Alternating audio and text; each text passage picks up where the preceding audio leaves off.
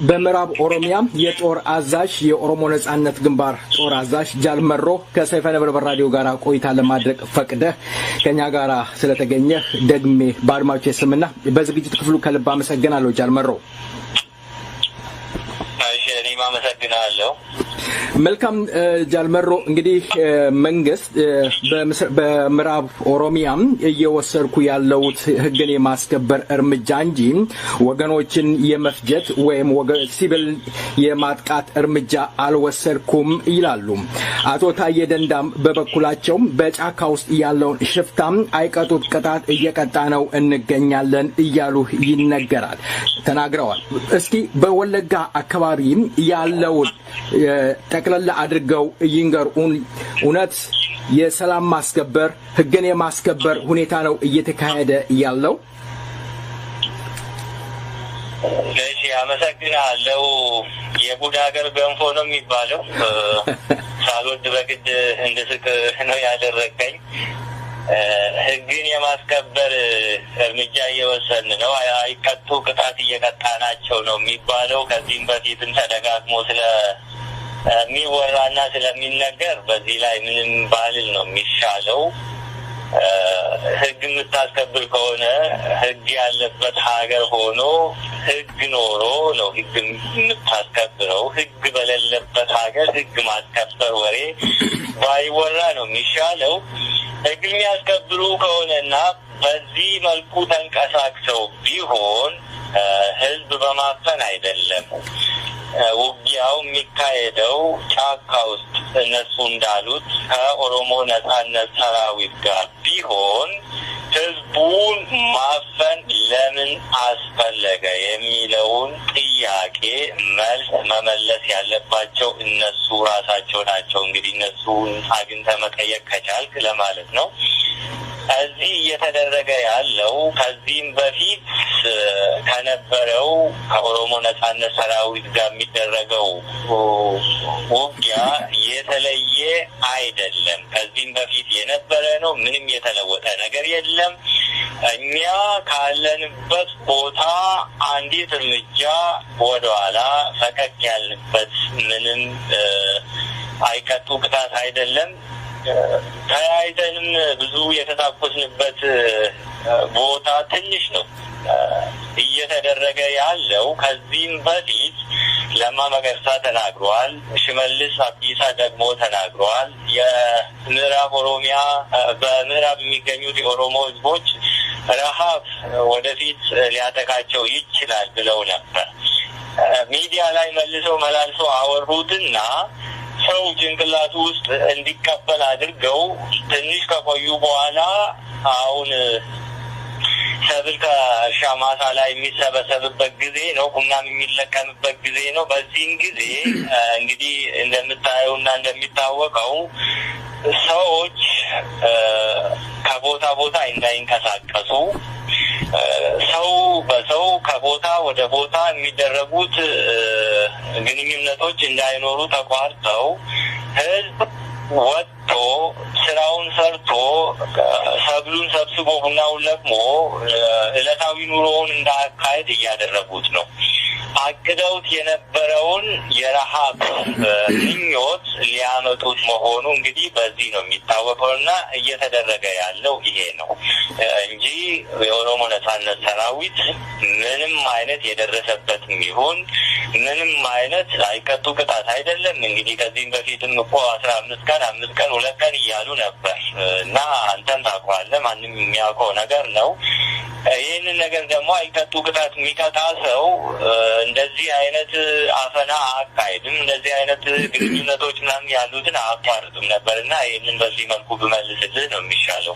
መልካም ጃል መሮ፣ እንግዲህ አሁን እየጠቀስክልኝ ያለኸው አንተ እርስ በራሳ ማለት ከመንግስት ጋር እንኳን ውጊያ ያደረግነው በጣም ጥቂት ነው፣ እኛ አልተቀጣ የለቀቅነው ነገር የለም ነው እያልከኝ ትገኛለህ በተለይ ከዚህ በፊት ላለፉት 27 ዓመታት የአንድነት ኃይል ሚዲያዎች በቲፒኤልኤፍ ላይ የተለያየ ነገር ሲያደርጉ ነበር ፕሮፓጋንዳ ሲሰሩ የነበሩ ሚዲያዎች ዛሬ በኦሮሞ ላይ ተመልሰው የኦሮሞ ነጻነት ግንባር በወለጋ ያለው ካምፕ እንደተደመሰሰ 600 የኦነግ ወታደር እንደተማረከ እየተገለጸ ይገኛል ይሄ እውነት አይደለም ማለት ነው ሌላ አሁን እየገለጽክልኝ ያለው እንደሚታወቀው በመራብ በተከላላ ስልክ የለም ኔትወርክ የለም ምን የለም ያንተ ኔትወርክ ደግሞ ይሰራል ይሄ ነገር አይጋጭም አንተ አሁን ስታወራይ ኔትወርክ አለ ከየት አመጣኸው ኔትወርኩን ጋዜጠኛ ብዙ አስተናግረኝ አንተ የኢትዮጵያ ቴሌኮም ኢትዮጵያ 251 ኮድ ላይ እየደወልክልኝ መሆኑን ማረጋገጫ ከሰጠ ድረስ ከኢትዮጵያ ውጪ እስካልወጣው ድረስ ኢትዮጵያ ውስጥ ሆኜ የትም ሆኜ ያለውን ስራ ማከናወን ነው የሚጠበቅብኝና የትም ሊሆን አንተ ስልኬን አግኝተህ እንደደወልክልኝ እሱ ችግር የለውም የትም ፊንፊኔ ሆኜ ስራዬን ማካሄድ እችላለሁ የሚከለክለኝ ሰው የለም 600 የኦሮሞ ነጻነት ሰራዊት ከተማረከ እኮ በቃ ሁሉ ነገር ተጠናቋል ማለት ነው ስማርኩ 600 ነው ከዚህም በፊት ግን አሉ የተባልነው 50 ነን 550 ሰው እንግዲህ በደቂቃ ውስጥ ጨመሩበት ማለት ነው እንደዚህ አይነት ነገሮች ቡና ቁርስ ምናምን ላይ የሚወራው እየለቃቀሙ የሚያወሩትን ሰዎች ለነሱ መልስ እየሰጠን ጊዜያችንን የምናባክንበት ጊዜ የለም 600 ሰው እኮ ከተማረከ ይሄን ነው ያደረጉት የሚታይ ነገር እኮ ነው አይደለም እንዴ 600 ነስ ማለት እኮ ቀላል ነገር አይደለም 600 ሰው ከ600 ጠመንጃ ጋር ወይ ደግሞ ከ600 ሌሎች ቁሳቁሶች ጋር ነው የምትማርከውና ይሄን ነው ያደረገው ማሳየት አለባቸው ሚዲያ አላቸው አይደለም ጠይቋቸው ይሄ ነው እንግዲህ 600 አይደለም 600 እኮ ሊያገኙ አይችሉም መልካም ጃል መሮ እንግዲህ የእናንተ ጦር ማለት የኦሮሞ ነጻነት ግንባር ጦር በተለይ በወለጋ አካባቢ የሚንቀሳቀሰው በአሁን ወቅት በዛ አካባቢ የተለያየ ነገር መረጃ ሲመጣልን የተለያየ ድሎችን እንደተገኘ ይገኛል ከተለያየ ዞንም የሚመጣው በተከላላ ድል አለ የሚል ነገር አለ በወለጋ በኩል አንተ የምትመራው ጦር የወሰደው አመርቂ የሆነ ድሎች እስኪ ትዘረዝርልኛለህ ለኦሮሞ ህዝብ እንግዲህ ጦርነት የሚካሄደው ቀን በቀን ነው ከዚህም በፊት እንደምታወቀው አንተም ዘግበህም ሊሆን ይችላል ብዙውን ጊዜ ብዙ መኪኖች ብዙ ወታደሮችን ጭነው ወደ ምዕራብ እንደሚንቀሳቀሱ ይታወቃል ስፔሻሊ አሁን ጃንዋሪ ውስጥ ነው ያለነው ጦርነቱ የተጀመረው ልክ የዛሬ አመት ነበረ አርብ ቅዳሜና እሁድ የተለያዩ ቦታዎች በሄሊኮፕተሮች ሲደበደቡ ነበር ቤቶች ሲቃጠሉ ነበር የእርሻ ማሳ ላይ ልክ በአመቱ ነው አሁን የመጣውና የፕሮግራም እንደዚህ አይነት ቃጠሎዎች ቤቶች ሲቃጠሉ ሰዎች ሲገደሉ ነበር ከዛን ጊዜ ጀምሮ ይህንን ነገር በ15 ቀን ውስጥ አጠናቀን እንመለሳለን ብሎ የተንቀሳቀሱ ወታደሮችና እነሱን ይመሩ የነበሩት አዛዦች ብዙ መኪኖች ይመጡ ነበር እና እነኚህ መኪኖች የሚጨመርበት እንጂ የሚመለስ መኪና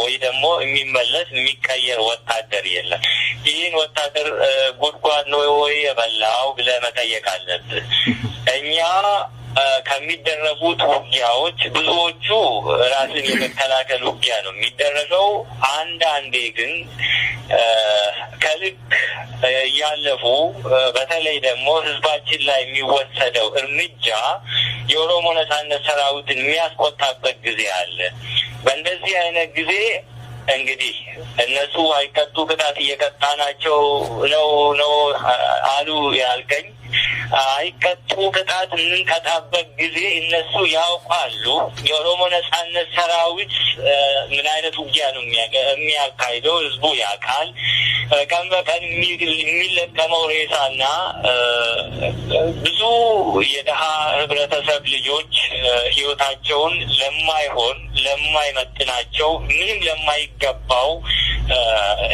ህይወታቸውን እየሰጡ የሚውሉበት አኳኋን ነው እዚህ ያለው። አሁን ለምሳሌ ባለፈው ጊዜ ቤጊ አካባቢ፣ ቆንዳላ አካባቢ፣ መቀነጆ፣ ቢላ፣ ገርጄዳ፣ ወደ አንፊሎ፣ ሙጊ እንዲሁም ደምቢዶሎ አካባቢ ብዙ ውጊያዎችን አድርገናል። ብዙ አመርቂ ከምትለው በላይ ውጤት ተመዝግበዋል ማለት ነው። እና ህዝቡ ደግሞ ይህን እንዳይሰማ ነው እንግዲህ ግንኙነቶች ተቋርጠው ያሉት። ህዝቡ ይህንን አይሰማም። የራሱ ሚዲያ ያለው መንግስት ተብዬው ደግሞ የውሸት ፕሮፓጋንዳዎችን ይነዛል። የውሸት ፕሮፓጋንዳ ታሪክ ዳቦ ሊሆን አይችልም። ነገ ይጋለጣል። ወይ ደግሞ ይህንን ነገር አድነው ለዘላለሙ ሊያስቀሩት እንደሆን እንጂ ምንም አይነት ምን ልበልህ ሰው መግደል ምንም የሚያረካ ነገር የለውም። ይህን ያክል ወታደር ገደልኩ፣ ይህን ያክል ወታደር አቆሰልኩ የሚባለው የኦሮሞ ነጻነት ሰራዊት ስገልጽም ገልጾም አያውቅም። ሬሳ ምናምን እኛ አናሳይም ስንገላቸው ስናቆስላቸው። በጣም የኛ ዲስፕሊን አይደለም ይሄ እና ይህንን ብዙ ባልል ነው የሚሻለው። እና ህዝብ ደግሞ ቀን በቀን የሚያየውን በሶሻል ሚዲያዎች ላይም ሲያወሩ ስለጥፉም ታያለ። እና ህዝቡ ነው የእንትን የሚለ እንጂ እኛ በዚህ መልኩ የምንገልጸው አይነት ገለጻ የለም። መልካም ጃል መሮ፣ እንግዲህ አንዳንድ የኦሮሞ ልጆች ወደኛ ዝግጅት ክፍል በመደወል የሚያነሱት ጥያቄ አለ። የኦሮሞ ነጻነት ግንባር በአሁኑ ወቅት በኢትዮጵያ ያለውን የመንግስት መቋቋም አቅም አለው ወይ? ስጋት አላቸው። ምክንያቱም ልጆቻችን ዝም ብለው ማለቅ የለባቸውም። የኢትዮጵያ መንግስት ወታደርን ተቋቁሞ የማሸነፍ አቅምና ብቃታቸው ምን ያህል ነው ብለው ይጠይቃሉና እኔም ደግሞ ይሄን ጥያቄ ልጠይቅ። በአሁኑ ወቅት የኦሮሞ ነጻነት ግንባር አሁን አገር እየመራ ያለውን መንግስት ሰራዊት መቋቋምና ማሸነፍ ይችላል? የኦሮሞ ነጻነት ግንባር በተጨባጭ መሬት ተቆጣጥሮ እየተዋጋ የያዘው መሬት አለ? የኦሮሞ ነጻነት ሰራዊት አሁን ያለውን የመንግስት ሰራዊት መቋቋም ይችላል ወይ የሚሉት ከዚህም በፊት ሰባራ ጠመንጃ ይዛችሁ አንድ ቀን የማትዋጉትን ወታደር ዝም ብላችሁ ህይወታችሁን ባትገብሩ ይሻላል ይሉን የነበሩት ሰዎች አሉ። በዚህ አመት ይህ የተባለው አሁን 12 ወር ተቆጥሯል።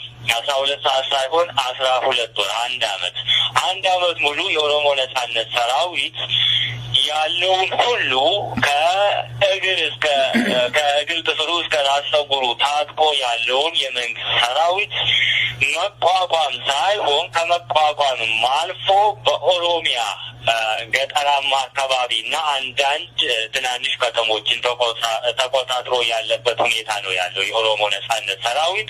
ከዚህ ከቤኒሻንጉል ድንበር እስከ ፍንፍኔ ቡራዩ አካባቢ የምዕራብ እዝ የሚመራው ሁሉም የኦሮሚያ ቦታዎች ውስጥ ይንቀሳቀሳል። ከዚህ እንግዲህ መረዳት የምትችለው አንተ የኦሮሞ ነጻነት ሰራዊት የዚህ መንግስት ሰራዊት መቋቋም ይችላል ወይ ብቻ ሳይሆን ከመቋቋምም አልፎ በመገርሰስ ለኦሮሞ ልጆች የሚመጥንና ለኦሮሞ ልጆች የቆመን መንግስት ማቋቋም የሚችል ሰራዊት ነው ያለን። ይህንን ደግሞ በፕሮፓጋንዳ ሳይሆን መሬት ላይ በተግባር እያሳየን ያለን ነገር ነው። የኦሮሞ ነጻነት ሰራዊት በኦሮሞ ነጻነት ግንባር ይመራ የነበረው ለብዙ አመታት ታሪኩ ጠፍቶ ስሙ ጠፍቶ ህዝባችን እስር ቤት በዚህ ስም ብቻ ሲንገላታ ነው የነበረው። አሁን ግን ያ ታሪክ የለም፣ ተለውጧል።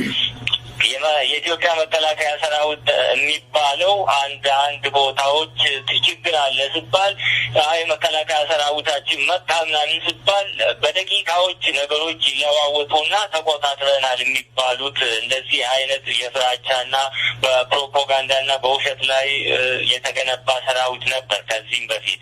የኦሮሞ ነጻነት ሰራዊት ያንን ነው እያጋለጠ ያለው በውሸትና በትንኪት ፕሮፓጋንዳ ላይ የተመሰረተ ሰራዊት እንጂ ጀግና የመከላከያ ሰራዊት የሚባል ኢትዮጵያ የላት። ይህንን ደግሞ እኛ ሰባራ ተመንጃ የታጠቁ አንዳንድ ሽፍቶች የምንባለው ይህን ተቋቁመን ይዘን ለአንድ አመት ውጊያ እያካሄድን ነው ያለ ነው። ከዚህ አንዳንዶች ማድረግ የማይችሉትን ነገር እኔ እንደማላደርገው አድርገው ማውራት የለባቸውም። ያንተን ድክመት አንተ ማድረግ የማትችለውን ነገር አንተ ነህ የማታደርገው። እኔ ግን አንተን አይደለሁም። ማድረግ የምችለውን ማድረግ እችላለሁ ማለት ነው። መልካም ጃል መሮ እንግዲህ በተለይ በአሁኑ ወቅት የኢትዮጵያ መንግስት የኦሮሞ ነጻነት ግንባር ሰራዊትን ለማጥፋት ትልቅ ዘመቻ እያካሄደ እንዳለ ይገለጻል። የኦሮሞ ህዝብ ብዙዎቹ የሚያምኑት ወቦ ጠፋ ማለት ከዚህ በኋላ የኦሮሞ ህዝብ ለ100 ዓመት አይነሳም የሚሉት ነገር አለ። ወቦና የኦሮሞ ህዝብን ምን እንዳደረገው ምንድነው አንድነታቸው? ልዩነታቸውስ ምን ይሆን? ልዩነት የላቸውም። ልዩነታቸው የኦሮሞ ህዝብ ወቦ ይሄ ደግሞ የኦሮሞ ነጻነት ሰራዊት ውስጥ ያልተቀላቀለው አልታጠቀም። ልዩነታችን በመታጠቅና ባለመታጠቅ መካከል እንጂ የኦሮሞ ነጻነት ሰራዊትና የኦሮሞ ህዝብ የአንድ ሳንቲም ሁለት ገጽታዎች ናቸው። አይለያዩም። እንዴት ነው የማይለያዩት? የኦሮሞ ህዝብ ከባርነት ቀንበር ለመላቀቅ ለነጻነት ትግል ብዙ ጊዜ መስዋዕት እየከፈለ የኖረ ህዝብ ነውና የኦሮሞ ነጻነት ሰራዊት ደግሞ በትጥቅ ትግል ይህንን ጥያቄ አንግቦ የሚንቀሳቀስ ቡድን ነው እና የኦሮሞ ህዝብ የኦሮሞ ነጻነት ሰራዊት አንድ ናቸው። አባትና ልጅ፣ ወንድም እህት፣ ሁሉም በአንድ ላይ ትግል ላይ ያሉበት ሁኔታ ነው ያለው። ስፔሻሊ በጉጂ ቦረናና በዚህ በእኛ በኩል ያለው የኦሮሞ ህዝብ እያካሄደ ያለው ኦሮሚያን ወክሎ ለነጻነቱ እያካሄደ ያለውና ለዚህም ህይወቱን እየገበረ ያለው ነው እና የኦሮሞ ነጻነትን ሰራዊትና የኦሮሞ ህዝብ የማይለያዩበት ምክንያት ይሄ ነው እና አንድ ነው። ልዩነት የለውም። ልዩነቱ ግን የኦሮሞ ነጻነት ሰራዊት ተብሎ ተደራጅቶ ታጥቆ ያለና የኦሮሞ ህዝብ ደግሞ ከነኚህ ኋላ ተሰልፎ ያለበት በመታጠቅና ባለመታጠቅ መካከል ያለ እንጂ ሌላ ልዩነት የለውም ማለት ነው።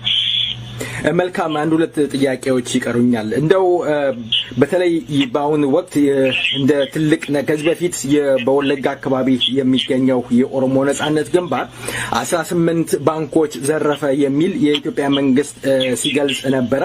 አሁን ደግሞ ሁለተኛ እንደ አዲስ ብዙዎች ድራማ ነው የሚሉት የኦሮሞ ነጻነት ግንባር እነሱ 23 ያደርሱታል 17ም ይሉታል። የኦሮሞ ነጻነት ግንባር የወለጋ ዩኒቨርሲቲ ተማሪዎችን ምን ያደርጋቸው አገተ? እነሱን አግቶ የሚጠቀመው ነገር አለ? የኦሮሞ ነጻነት ግንባርስ ዓላማ ይሄ ነው? ይሄ ጥያቄ ከዚህም በፊት ተጠይቄ ነበርና የፑሽ ሚዲያ ኔትወርክ ቴሌቪዥን መሰለኝ ለነሱ ማብራሪያም ሰጥቼ ነበር።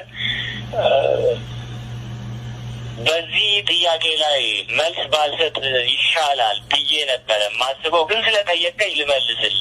መልስ አልሰጥም ያልኩ መንግስት ነን የሚሉት የመንግስት ተቋማት ኦነግ ሸኔ የሚባል ታጣቂ ቡድን ነው ያገታቸው ብሎ መግለጫ ሰጥቷል። እኛ ኦነግ ሸኔ የሚባል ድርጅትም የለንም፣ ኦነግ ሸኔም አይደለንም፣ ኦነግ ሸኔ የሚባል ድርጅትም አናውቅም። ስለዚህ እነሱ የሚያውቁት ታጥቆ የሚንቀሳቀስ ኦነግ ሸኔ የሚባል ልጆቹን አግቶ እንዳለ መግለጫ ስለሰጡ እኛን ስለማይመለከተን በዚህ ላይ መልስ ባልሰጥ ይመረጣል ብዬ ያልኩ። ግን ስለጠየቀኝ ብቻ ልስጥ። እኛ ጋር ምንም የታገተ ተማሪ የለም። ከዚህም በፊትም ተናግሬያለሁ። እንደዚህ አይነትም ዓላማ ትላንትም አልነበረንም፣ ዛሬም አይኖረንም፣ ወደፊትም ሊኖረን አይችልም፣ አይገባም። ስለዚህ እኛ ጋር የታገተ ተማሪም የለም። ከዚህ የምናተርፈውም የፖለቲካ ትርፍ የለም። ሰዎቹ ራሳቸው አንተም አልከው እኔም ብያለሁ፣ ድራማውን ጽፈውት ነበር። ብዙ ተዋናዮችና ሚዲያዎችም ለህዝብ ተደራሽ አድርገው ተውነውት ነበር። ግን ተበለሻሽተዋል። ብዙ ነገሮች መልስ የሚፈልጉት ነገሮች አሉ ከመንግስት በኩል ከአማራ ብሔራዊ ክልላዊ መንግስት በኩል ከቤተሰቦች በኩል በብዙ መልኩ በሚዲያው የሚወራው ነገር ከቁጥር ጀምሮ እስከ ሌሎች ነገሮች የማይመስሉ ነገሮች እየተነገሩ የሚገኝበት ጉዳይ ነው ያለውና ይሄ ራሱ የሆነ ነገር ተጠንስሶ ታቅዶበት ተሰርቶ ግን የሆነ ቦታ እንዳይሳካ የተደረገበት ሁኔታ ያለ ነው የሚመስለኝ እኔ ግን ምን አስበው ይሆን እነሱ ናቸው እንግዲህ የሚያውቁት ባጭሩ ግን የኦሮሞ ነጻነት ሰራዊት ተማሪዎችን ያውም እኛም እኮ እንደነሱ ተማሪዎች ነበር ወንድሞቻችን ናቸውና እንደዚህ አይነት ሰዎችን ማገት አላማችንም አይደለም ወደፊትም ሊሆን አይችልምና የታገተ ተማሪ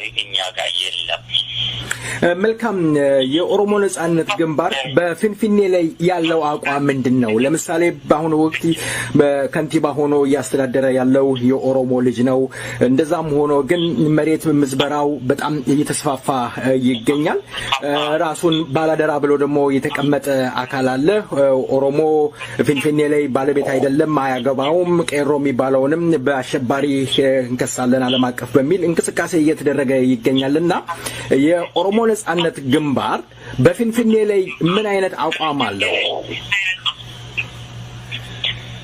ፊንፊኔ ኦሮሚያ ውስጥ የምትገኝ ከተማ ናት የኦሮሚያ ምድር ላይ ነው የተገነባችው ስለዚህ ምንም ሌላ አቋም ሊኖረን አይችልም የፊንፊኔ ጥያቄ መልስ የሚያገኘው የኦሮሞ ህዝብ ጥያቄ መልስ ሲያገኝ ብቻ ነው ስለዚህ የኛ አቋም ፊንፊኔ ለብቻዋ እንደዚሁን እንዲቱን የሚል አቋም የለንም ፊንፊኔ እንደ አምቦ ከተማ ወይ ደግሞ እንደ አዳማ ከተማ ናት በቃ አለቀ ሌላ ምን የሚጨምርበት ነገር የለም ፊንፊኔ ዋና ከተማችን ትሁን እንደዛ ትሁን ሰላማዊ ሰልፍ ወጥተን ለዚህ ደግሞ ደምና ክስ ምንም አይነት ትርፍ የምናገኝበት ጉዳይ አይደለም የኦሮሞ ህዝብ ጥያቄ መልስ ካገኘ የፊንፊኔም ጥያቄ መልስ ያገኛል አሊያ ምንም የኛ ከተማም ትሁን የማንም ከተማ ትሁን ከዛ ውስጥ ብዙ ጊዜ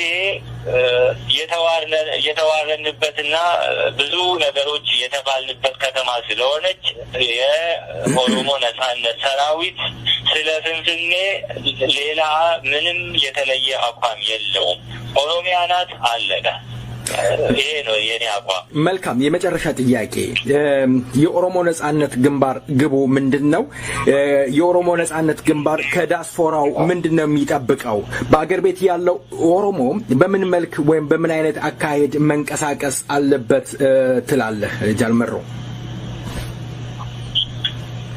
የኦሮሞ ነጻነት ግንባር ወይ ደግሞ አሁን ያለው የኦሮሞ ነጻነት ሰራዊት ያለው ግብ ያው የታወቀ ነው ለብዙ አመታት ብዙዎች የወደቁለት ዓላማ ነው ይሄንን ደጋግሞ መናገርም አስፈላጊ አይደለም የኦሮሞ ህዝብ እንግዲህ ሀገር ውስጥ እየተንቀሳቀሰ ባለው አቅም ሁሉ በሚመቸው መንገድ እና በመሰለው መንገድ ሁሉ እየተንቀሳቀሰ ትግል እያካሄደ ነው የሚገኘው ይሄንን መቀጠል ነው ያለበት ከኦሮሞ ነጻነት ሰራዊት ጎን መቆም አለበት ከልጆቹ ጋር ተሰልፎ የመጨረሻ ትግሉን ፍሬ ለማየት መንቀሳቀስ አለበት